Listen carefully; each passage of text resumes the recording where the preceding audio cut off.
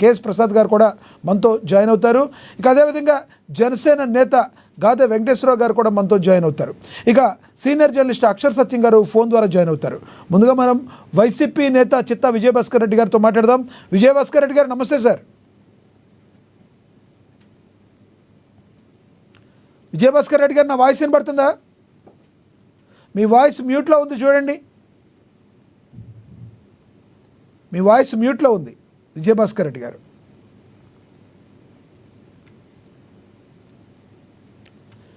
విజయభాస్కర్ రెడ్డి గారు, నా వాయిస్ వినబడుతుందా మీకు? మీ వాయిస్ మ్యూట్లో ఉంది, అన్మ్యూట్ చేయండి. ఎస్, విజయభాస్కర్ రెడ్డి గారితో మళ్ళీ మాట్లాడదాం. విజయభాస్కర్ రెడ్డి గారు, మీ వాయిస్ ఇంకా మ్యూట్లోనే ఉంది, మీరు అన్మ్యూట్ చేయండి, మళ్ళీ మాట్లాడతాం మీతో. మనము బండారు వంశీకృష్ణ గారితో. ఎస్ విజయభాస్కర్ రెడ్డి గారు, వినబడుతుందా నా వాయిస్? రైట్, బండారు వంశీకృష్ణ గారితో మాట్లాడదాం, టీడీపీ రాష్ట్ర అధికార ప్రతినిధి. వంశీకృష్ణ గారు నమస్తే అండి. నమస్కారం లక్ష్మీనాథ్ గారు. వంశీకృష్ణ గారు, ఏంటి బండారు ఏదైతే అంబటి రాంబాబు ఎవరైతే ఉన్నారో అంబటి రాంబాబుకి మరికొన్ని రోజులు జైలు తప్పేటట్టు లేదు, రిమాండ్ అయితే మరిన్ని కేసులు ఉండటంతో అసలు అంబటి రాంబాబు ఇప్పట్లో బయటకు వచ్చే అవకాశం ఉందా? ఇప్పుడైతే విచారణ జరిగేదైతే జనసేన నేత గాదె వెంకటేశ్వరరావు గారు ఎవరైతే ఉన్నారో గతంలో ఏదో కేసు ఫైల్ చేసిన దాన్ని విచారణ వస్తుందంటున్నారు. అది కూడా సంక్రాంతి సంబరాల్లో భాగంగా ఏదో అవినీతి జరిగింది అప్పట్లోని కేసు ఫైల్ అయిందంటారు. ఏం జరుగుతుంది అసలు అంబటి రాంబాబు గారి విషయంలో? సార్, ఈరోజు నేను ఇప్పుడే చూస్తా ఉన్నా టీవీలో, అంబటి రాంబాబుని కోర్టు దగ్గర నుండి తీసుకొస్తా ఉన్నట్టున్నారు. రాజమండ్రి జైలు నుంచి కోర్టుకు తీసుకొస్తా ఉన్న క్రమంలో ఆయన పుష్ప సినిమాలో అల్లు అర్జున్ గారు ఎలాగైతే హాహాభావాలు పెడతారో తగ్గేదేలే అన్నట్లుగా అలాంటివి ఇప్పుడే అంబటి రాంబాబు గారు చేస్తా ఉన్నారు. మేము అదే బాధపడుతున్నాం సార్. మాకు ఇట్లాంటి ఎంటర్టైన్మెంట్ అంటే అంబటి రాంబాబు గారు జైల్లో ఉండటంతో మిస్ అవుతా ఉన్నాం. మాకు ఇట్లాంటి ఎంటర్టైన్మెంటే కావాలి. మొన్న మధ్య మీరు చూసే ఉంటారు, ఆయన ఏంటది ఆమ్లెట్ వేస్తున్న వీడియో 1,00,000 మందికి పైగా చూశారట. ఏదైనా రాజకీయ ప్రసంగం చేస్తున్నటువంటి వీడియో మాత్రం ఎవరు చూడలేదట. సో ఇట్లాంటివన్నీ కూడా మేము మిస్ అవుతా ఉన్నాం అని బాధపడతా ఉన్నాం. అయితే ఇక్కడ ఉన్నటువంటి మరో అంశం ఏంటంటే లక్ష్మీనాథ్ గారు, ఈయన జైలుకి వెళ్ళినటువంటి సందర్భం ఒకటైతే ఈరోజు ఈయన సత్తెనపల్లిలో ఎదుర్కొన్నటువంటి మరో కేసు ఒకటి వెలుగులోకి వచ్చింది. 2023లో ఏదైతే ఈ సంక్రాంతి సంబరాల పేరుతోటి బలవంతంగా లాటరీలు జనాల నెత్తి మీద గుద్దేటటువంటి ప్రయత్నం చేయడంతో ఈయన మీద చీటింగ్ కేసు ఒకటి అండ్ ఆల్సో ఇన్స్ట్రుమెంట్ యాక్ట్ 5 అని చెప్పేసి మరొక కేసు ఏదైతే ఇతని మీద నమోదైందో, లాటరీ యాక్ట్ ఉంటుంది అదంతా కూడా, దాని మీద ఈరోజు ఈయన సత్తెనపల్లి కోర్టుకి అటెండ్ అవుతున్నట్టున్నారు.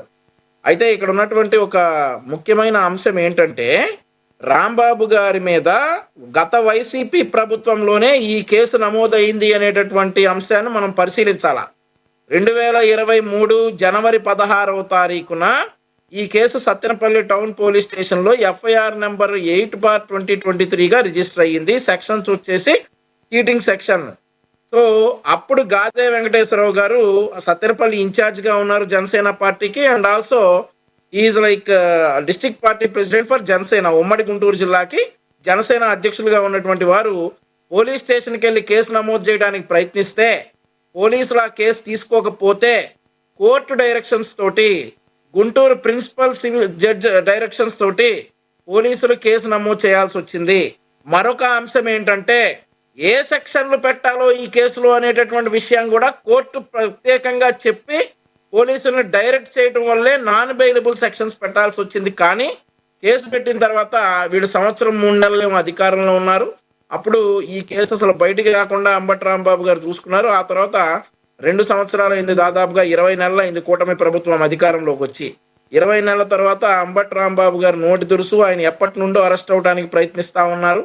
అవన్నీ వెరసి ఈ రోజు ఈ కేసు బయటపడటం ఏదైతే ఉందో, ఒక గుంటూరు జిల్లా ప్రాంతవాసిగా మా గుంటూరు జిల్లాకు చెందిన వారంతా కూడా భార్యాబిడ్డలతో సంతోషంగా ఉండాలి అనుకునేటటువంటి నేను, అంబటి రాంబాబు అనే వ్యక్తి కూడా సంతోషంగా భార్యాబిడ్డలతోటే ఉండాలని అనుకుంటాను. కానీ మనమందరం కూడా చట్టాలకి ధర్మాల శాసనాలకి మనం లోబడి ఉండాలి. కాబట్టి అంబటి రాంబాబు గారు నిజంగా తప్పు చేసి ఉంటే మాత్రం అది ప్రూవ్ అయితే మాత్రం శిక్షను అనుభవించాలి.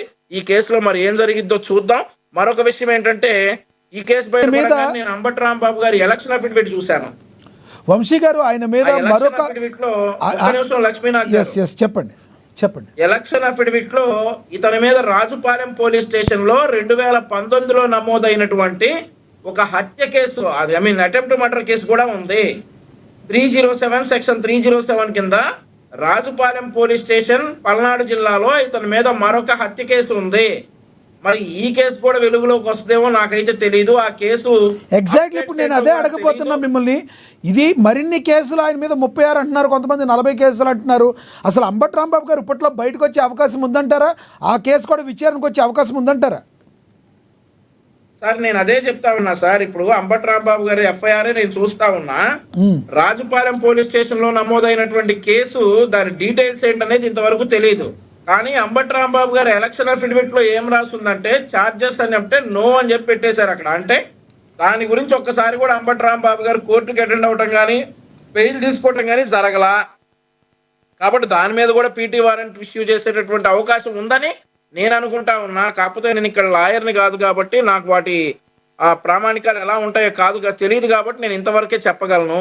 మరొకటి ఏంటంటే మా జిల్లా వాసిగా మాకు అత్యంత హాస్యం పండించేటటువంటి అంబటి రాంబాబు, డ్యాన్సులు వేసి మమ్మల్ని అందరినీ ఎంతో అలరించేటటువంటి అంబటి రాంబాబు, అలాగే ఆమ్లెట్ వేస్తే 1,00,000 మంది చూశారు ఆయన యూట్యూబ్ ఛానల్లో. అట్లాగే త్వరగా బయటకు వచ్చేసి ఆమ్లెట్లతో పాటు ఈసారి మరి మసాలా